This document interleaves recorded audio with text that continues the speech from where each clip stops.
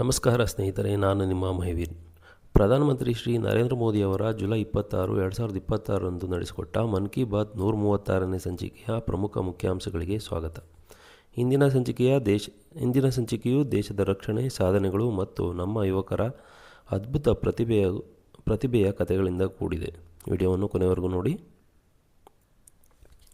Kargil Vijay Diwas July 26ರಂದು ದೇಶವು ತನ್ನ ವೀರ ಸೈನಿಕರ ಅಸಾಧಾರಣ ಧೈರ್ಯವನ್ನು ಸ್ಮರಿಸಿತು. ದೆಹಲಿಯ ರಾಷ್ಟ್ರೀಯ ಯುದ್ಧ ಸ್ಮಾರಕದಿಂದ ದ್ರಾಸ್ವರೆಗೆ ಶೌರ್ಯ ವಿಜಯ ಯಾತ್ರೆ ಆಯೋಜಿಸಲಾಗಿದೆ. ಸ್ವಾವಲಂಬಿ ರಕ್ಷಣೆ. ಭಾರತೀಯ ನೌಕಾಪಡೆ ಅತ್ಯಾಧುನಿಕ INS ಮಹೇಂದ್ರಗಿರಿ ಯುದ್ಧ ನೌಕೆ ಸೇರ್ಪಡೆಯಾಗಿದೆ. ಇದು 75% ಹೆಚ್ಚು ಸ್ಥಳೀಯ ವಸ್ತುಗಳಿಂದ ನಿರ್ಮಿತವಾಗಿದೆ. DRDO ಸಂಸ್ಥೆಯು Pinaka long range guided rocket ಹಾಗೂ ಕುಶಾ ಕ್ಷಿಪಣಿಯನ್ನು ಯಶಸ್ವಿಯಾಗಿ ಪರೀಕ್ಷಿಸಿದೆ.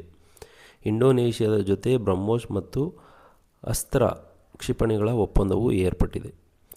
Catch the rain. ದೇಶಾದ್ಯಂತ ಮಳೆ ನೀರು ಕೊಯ್ಲು, ಹಳೆಯ ಜಲಮೂಲಗಳ ಪುನರುಜ್ಜೀವನ ಮತ್ತು ಕೊಳಗಳ ನಿರ್ಮಾಣ ಕಾರ್ಯ ಜೋರಾಗಿ ನಡೆಯುತ್ತಿದೆ. ಮಧ್ಯಪ್ರದೇಶ, ಮಹಾರಾಷ್ಟ್ರ ಮತ್ತು ಆಂಧ್ರಪ್ರದೇಶಗಳಲ್ಲಿ ಇದರ ಅದ್ಭುತ ಫಲಿತಾಂಶಗಳು ಗೋಚರಿಸುತ್ತವೆ. ಜಪಾನ್ ಓಪನ್ ಬ್ಯಾಡ್ಮಿಂಟನ್ ಪ್ರಶಸ್ತಿ ಗೆದ್ದ ಮೊದಲ ಭಾರತೀಯ ಮಹಿಳೆ ಎಂಬ ಹೆಗ್ಗಳಿಕೆಗೆ PV ಸಿಂಧು ಪಾತ್ರರಾಗಿದ್ದಾರೆ ಎಂದು ಇಲ್ಲಿ ಪ್ರಧಾನಮಂತ್ರಿಗಳು ಉಲ್ಲೇಖಿಸಿದ್ದಾರೆ. ಲಂಡನ್ ಲಾರ್ಡ್ಸ್ ಕ್ರೀಡಾಂಗಣದಲ್ಲಿ ಭಾರತೀಯ ಮಹಿಳಾ ಕ್ರಿಕೆಟ್ ತಂಡವು ಐತಿಹಾಸಿಕ ಟೆಸ್ಟ್ ಗೆಲುವು ದಾಖಲಿಸಿದೆ ಎಂದು ಅವರಿಗೆ ಪ್ರಶಂಸನೆಯನ್ನು ವ್ಯಕ್ತಪಡಿಸಿದ್ದಾರೆ.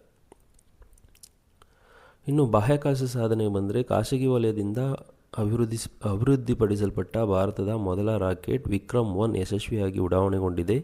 ವಿಜ್ಞಾನ ಒಲಿಂಪಿಯಾಡ್ ಭೌತಶಾಸ್ತ್ರ, ರಸಾಯನಶಾಸ್ತ್ರ ಮತ್ತು ಜೀವಶಾಸ್ತ್ರ ಒಲಿಂಪಿಯಾಡ್ಗಳಲ್ಲಿ ಭಾರತೀಯ ವಿದ್ಯಾರ್ಥಿಗಳು ಚಿನ್ನದ ಪದಕಗಳನ್ನು ಬಾಚಿಕೊಳ್ಳುವ ಮೂಲಕ ದೇಶಕ್ಕೆ ಕೀರ್ತಿ ತಂದಿದ್ದಾರೆ ಎಂದು ಪ್ರಧಾನಮಂತ್ರಿಗಳು ಈ ಮೂಲಕ ತಿಳಿಸಿದ್ದಾರೆ. ಸ್ಥಳೀಯ ಕಲೆಗೆ ಮರುಜೀವ.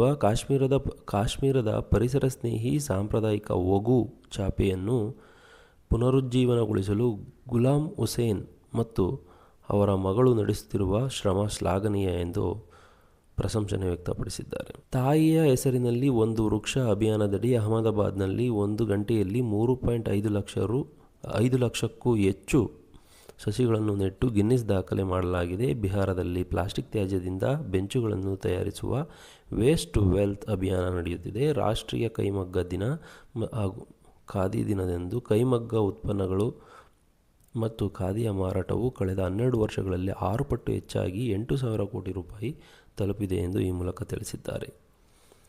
ಹರ್ ಘರ್ ತಿರಂಗ. ಮುಂಬರುವ ಸ್ವಾತಂತ್ರ್ಯ ದಿನಾಚರಣೆಯ ಅಂಗವಾಗಿ ಮತ್ತೊಮ್ಮೆ ನಮ್ಮ ಮನೆಗಳಲ್ಲಿ ಹೆಮ್ಮೆಯಿಂದ ತ್ರಿವರ್ಣ ಧ್ವಜವನ್ನು ಹಾರಿಸೋಣ ಎಂದು ಈ ಮೂಲಕ ಕರೆ ನೀಡಲಾಗಿದೆ. ಪ್ರಧಾನಿ ಮೋದಿಯವರ ಈ ಮಾತಿನಂತೆ ನಾವೆಲ್ಲರೂ ಸ್ಥಳೀಯ ಉತ್ಪನ್ನಗಳನ್ನು ಬೆಂಬಲಿಸೋಣ ಮತ್ತು ದೇಶದ ಅಭಿವೃದ್ಧಿಯಲ್ಲಿ ಕೈ ಜೋಡಿಸೋಣ. ಈ ವಿಡಿಯೋ ನಿಮಗೆ ಇಷ್ಟವಾದರೆ ತಪ್ಪದೇ ಲೈಕ್ ಮಾಡಿ, ನಿಮ್ಮ ಸ್ನೇಹಿತರೊಂದಿಗೆ ಶೇರ್ ಮಾಡಿ ಮತ್ತು ನಮ್ಮ ಚಾನಲನ್ನು ಸಬ್ಸ್ಕ್ರೈಬ್ ಮಾಡಿ. ಧನ್ಯವಾದಗಳು. ಜೈ ಹಿಂದ್.